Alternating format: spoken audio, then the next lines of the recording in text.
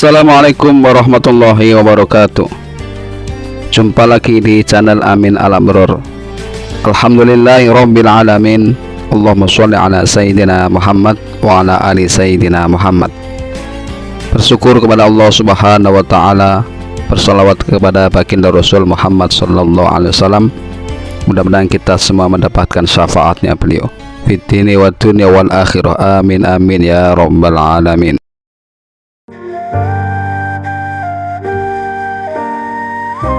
Riwayat Datuk Nuraya memang tidak banyak diketahui oleh masyarakat.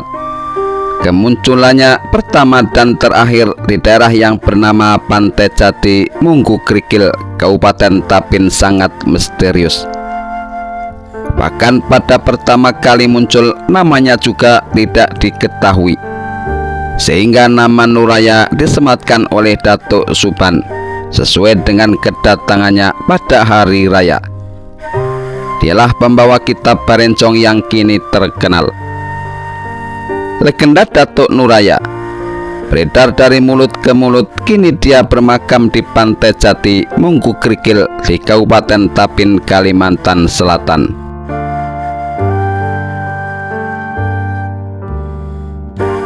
Datuk Nuraya juga dikenal dengan nama Syekh Abdul Mu'in. Sebagian ada pula menyebut Syekh Abdul Jabbar serta menyebut Syekh Abdul Rauf. Dalam kisah rakyat yang beredar, konon di Pantai Jati, Munggu Krikil dekat Liang Macan, tetangga desa Tatakan, tinggal seorang guru miskin namun sangat dalam dan tinggi ilmu tasawufnya, bernama Datuk Suban. Karena kemiskinannya, Datuk Suban dan istri hanya makan singkong setiap hari.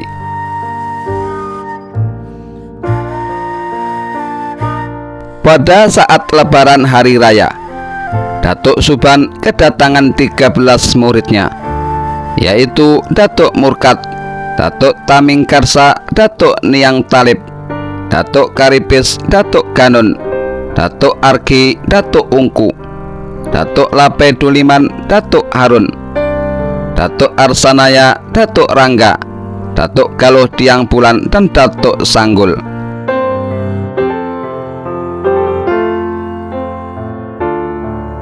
Ketika sedang menikmati hidangan yang disediakan tuan rumah, tiba-tiba datang seorang lelaki bertubuh sangat besar. Serta merta mereka terkejut dan segera mengambil tombak dan parang untuk menghadang orang tersebut. Assalamualaikum warahmatullahi wabarakatuh, kata orang besar sambil mendekat. Waalaikumsalam warahmatullahi wabarakatuh, jawab para datuk yang tengah berkumpul. Lalu Datuk Suban berkata kepada murid-muridnya bahwa orang yang memberi salam itu insya Allah akan berniat baik dan tidak membahayakan mereka.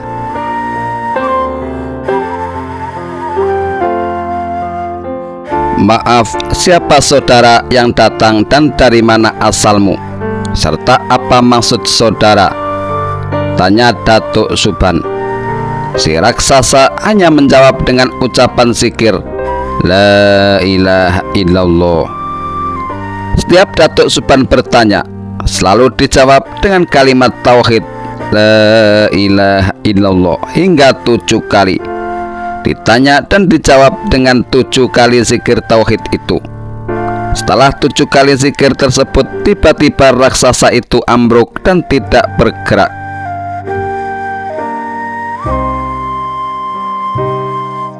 Lalu para datuk menghampiri dan memeriksanya. Ternyata orang besar itu telah meninggal dunia. Serempak mereka berujar, Inna lillahi wa inna ilaihi raji'un. Melihat keadaan yang demikian, para datuk yang berjumlah 13 orang tadi bingung bagaimana cara memandikan dan menguburkannya. Apalagi saat itu musim kemarau panjang. Biasanya tanah sangat keras, sedang lubang untuk penguburan harus lebar dan panjang sesuai dengan tubuhnya yang sangat besar. Dan untuk memandikannya juga diperlukan air yang sangat banyak.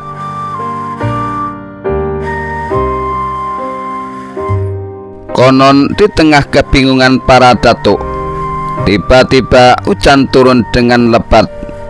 Dan ketika mereka mengangkat jenazah dengan mengarahkan tenaga penuh, ternyata tubuh orang besar itu sangat ringan, hanya seperti segumpal kapas.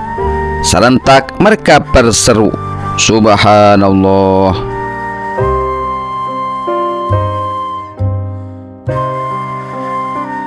Sebelum mereka membersihkan jenazah itu, Datuk Suban menemukan sebuah tas selempang dari dalam pakaiannya.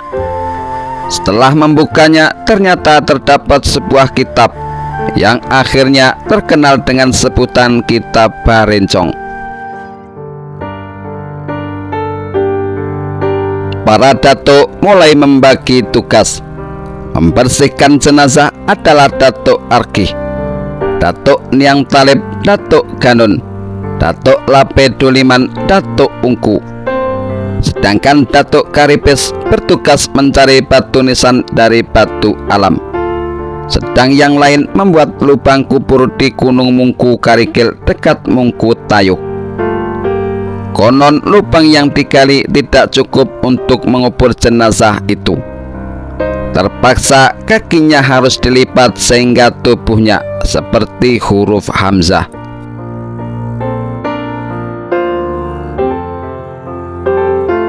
Pada hari ke-7 setelah meninggalnya raksasa itu, Datuk Suban membuka kitab yang ditemukan pada jenazah tersebut di hadapan 13 muridnya sambil mengucap basmalah.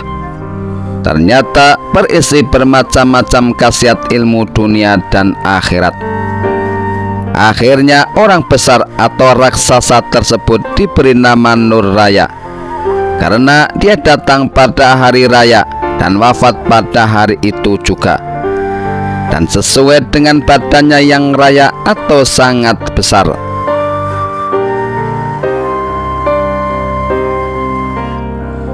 Nur Raya berarti pembawa cahaya yang sangat luas seperti raya.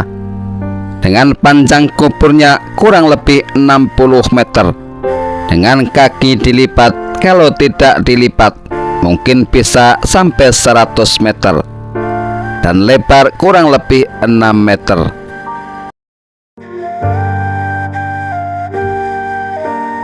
Setelah para datuk meninggal, tidak ada yang mengetahui di mana letak makam Datuk Nur Raya.